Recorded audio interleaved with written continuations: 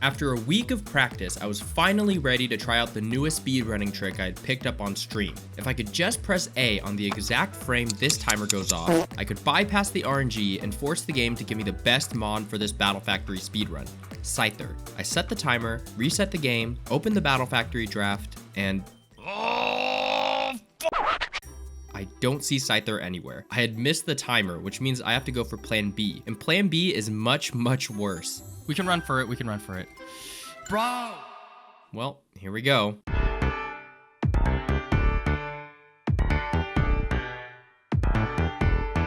The OG Battle Factory. It's been rising in popularity in recent years due to both its sheer difficulty and the fact that people are finally starting to realize Gen 3 is the best gen. Put as simply as possible, in the Battle Factory, you're given a randomized set of 6 rental Pokemon. You get to choose 3 and face off in a round of 7 trainers back to back. After every battle, you get the opportunity to trade one of your Pokemon for one from the opponent that you just beat. There's actually a ton of nuance and dumb quirks with how the factory works behind the scenes, but the rabbit hole there is best saved for a different video. All you need to know for now is that these rental Pokemon suck. They're garbage. Absolute doo-doo Pokemon with the cheesiest movesets, and even the good mons manage to still be garbage. I made a goal to get the world record speedrun in every Battle Frontier facility in Emerald, and I would slowly come to realize that Battle Factory is far and away the most difficult one. That's because in order to complete a run, we have to beat 3 rounds, which, remember, there's 7 trainers each round, so a total of 21 trainers, and the 21st trainer is a boss fight with the factory head, Nolan, whose team is random, but will have significantly higher stats than ours. And when you account for the many opportunities for the opponent's teams to hack us, slow us down, or even kill our runs altogether, a lot has to go right in order for us to even complete a run. So what's the optimal strategy here? Let's find out. The basic strategy is to manipulate the pool of Pokemon we get to pick in a way that gives us the best possible team combination. This team, by the way, is different from what you may have seen in other Battle Factory runs. It was created by the speedrunning goat himself, Exarian, and is an updated strat from older runs that use things like Combuskin and Graveler. In round 1, the star of the show is Charmeleon with the scope lens and slash, right? So you get the double crit chance. That's kind of nice.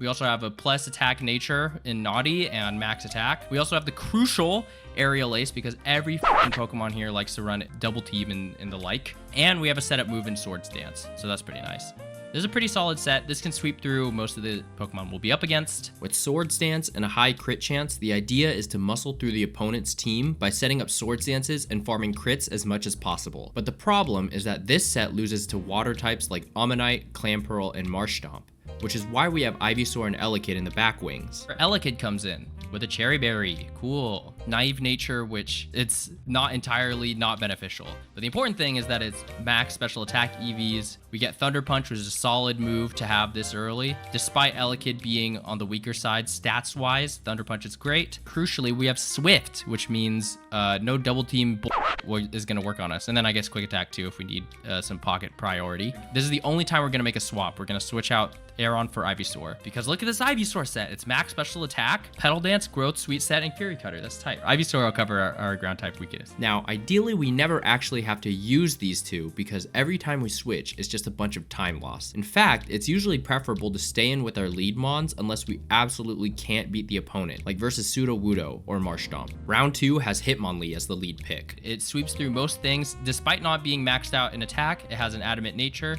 with Brick Break, which is the strongest fighting stab, not named Dynamic Punch because you're not going to run Dynamic Punch here. Don't be silly. Facade, which I guess can be somewhat helpful sometimes. This set is a beast, and it doesn't even mind getting statused since it has Facade as a coverage move. It really only loses to Ghost and Psychic types, which is where Sharpedo comes in, as well as Flying Mons with Feather Dance, which is where Plusle or Sandslash comes in. Sharpedo, which just goes pretty dumb here with Scope Lens, the Slash combo, extra crits, let's go. Bite, which is special. Water Pulse, which is special. The idea here is that we're just going for Slash pretty exclusively on Sharpedo. And then, depending on what frame we press A on for round 2, we'll either choose this Plusle set, with the Pitaya Berry, which raises our special attack in a pinch, with a neutral nature, Spark, Fake Tears, which is like the closest thing to a buff move, Sand Slash with Citrus Berry. The important thing is that we have ground coverage and something to pivot to. These two are like our pivot mons. They're not necessarily going to be killing everything, but they're just good to switch out to and take some damage if we need to. Rock Slide is solid coverage, Crush Claw, and good attack is like the best thing here. The reason why it's Plusle or Sand Slash, by the way, is because if we miss the frame for Plusle, we take Sand Slash as a second option. Finally, in round 3, we got the heavy hitter himself, Scyther with the one and only Bright Powder, which can come in clutch for us for sure. Definitely came in clutch for world record, so we're hoping to get some dodges. The idea is we Swords Dance once or twice in the same way that we Swords Dance with Charmeleon, basically storming through everything with Swords Dance. But the fact that it has Bright Powder gives us extra opportunities for time save if we could dodge the opponent. We have Lairon in the back to deal with anything that walls Scyther, and either Furret or Absol in the back for support as well. Then we have Lairon to pivot into. It's just big and bulky with Earthquake, which is solid. Iron Tail, which I hope we don't have to use because I know I'm for sure missing that.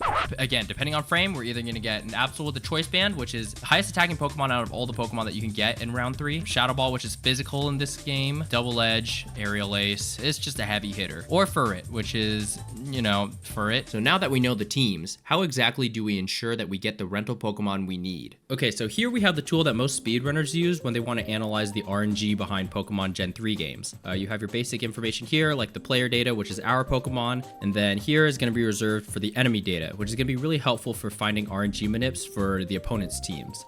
We also have the RNG frame in the bottom right corner. That's how randomness is decided. Put very simply, the way the game decides on your rental Pokemon options is kind of like a conveyor belt of sushi. Imagine all of the Pokemon that you could get on a super long conveyor belt, and they're all slowly moving in one direction. And now the exact frame, I press A right here after the scientist saves our game. That would be RNG frame 1708 in this example. Me pressing the A here is like stopping the conveyor belt from moving, and whatever ends up in this 6 Pokemon window is what the game will show me. It's a bit of an oversimplification because there's also things like the item clause, which prevents any of our 6 Pokemon here from holding the same item. So for each of the teams that we're aiming for, I have about a 3-frame window where we can guaranteed get every Pokemon we need in the pool. I only have one shot at this RNG manipulation right here. If I tried to restart here after realizing I didn't get my manip, I would get sent right outside the factory here and my streak would get killed. By most speedrunning standard, this execution isn't too difficult, but it is precise. So I practiced these manips for about a week before finally doing runs on stream, and right off the bat, it wasn't pretty. Run after run, some bull comes in and takes me out. Bad matchups, horrible RNG, and my inability to hit the 3-frame RNG manip window consistently,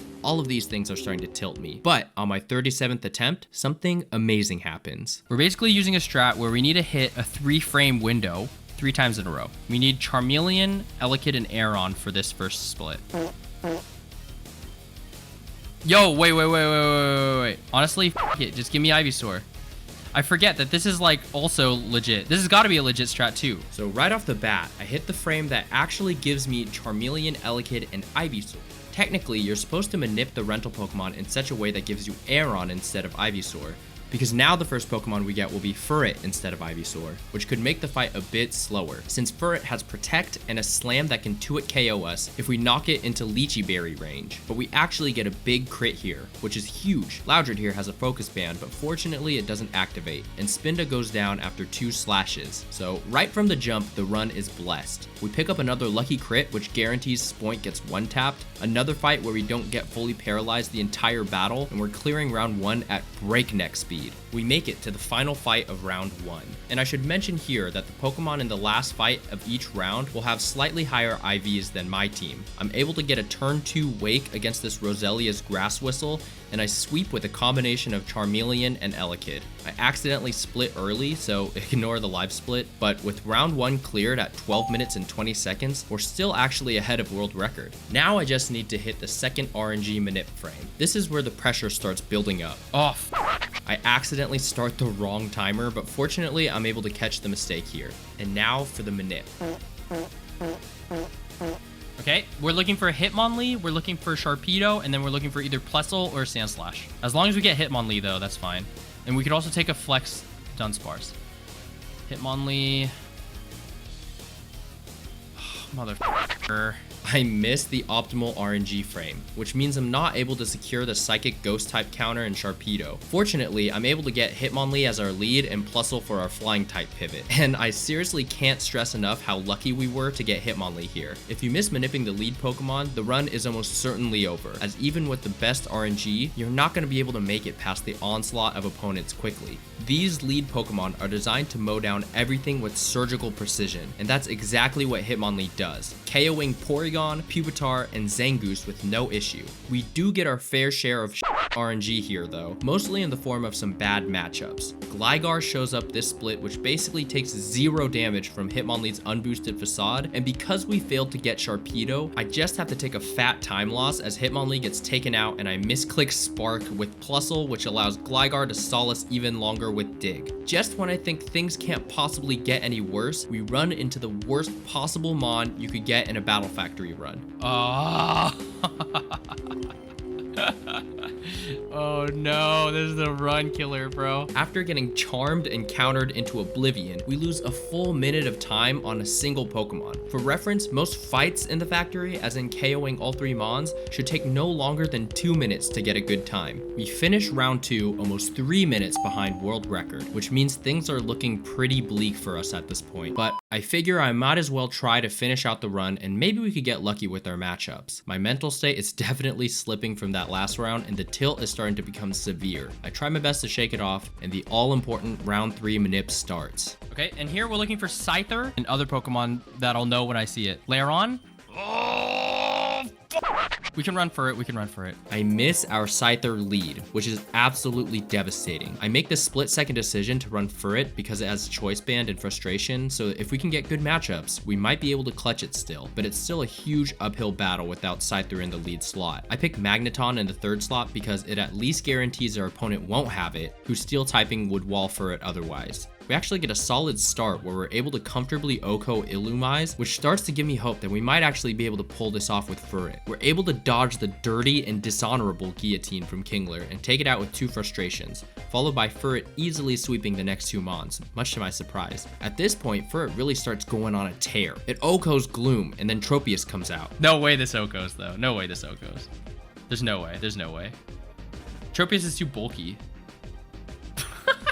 Much to my surprise, we're able to take out Tropius too. Lickitung comes out, and despite it being the set with defensive investment, we're able to take it out comfortably in 2 hits, dodging a Rock Slide in the process. Fight 4 comes around, and by sheer unearned luck, we're able to get Scyther to spawn. Furret one-shots it, tanks an Overheat from Primeape, dodges yet another attack in the form of Mega Kick from Cacturn, and is able to solo this fight. Unfortunately, despite Furret's miracle run, I have to swap it out for Scyther, because Scyther's just too good to not pass up. Due to a glitch in the Battle Factory, whenever we choose to swap out with an opponent, the Pokemon has slightly lower IVs, so this Scyther isn't optimal, but it's still very much preferred. We breeze through the next couple rounds with Scyther, and we finally make it to Nolan. Okay, Tangela should be easy. We're gonna need a dodge and overheat.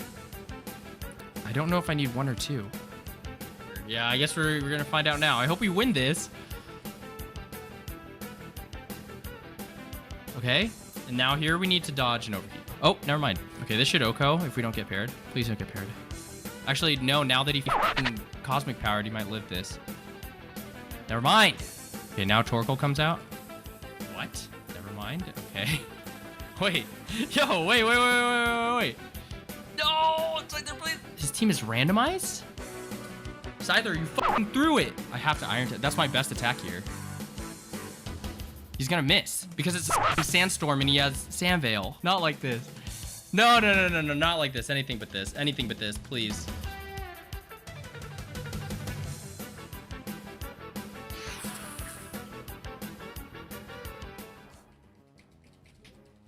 Let's fucking go. Let's fucking go. The RNG gods were just in my favor that fight, as Nolan's team was incredibly Scyther weak, and were able to take a very modest 42-19 for our first completed run. Only later would I realize how difficult it would be to beat the actual world record, which had an insanely good round 3 split. In fact, in order to beat the world record, I came up with an entirely new RNG manip strategy not seen or used before by anyone, involving me manipulating every turn of every fight. But that's a topic best saved for another day.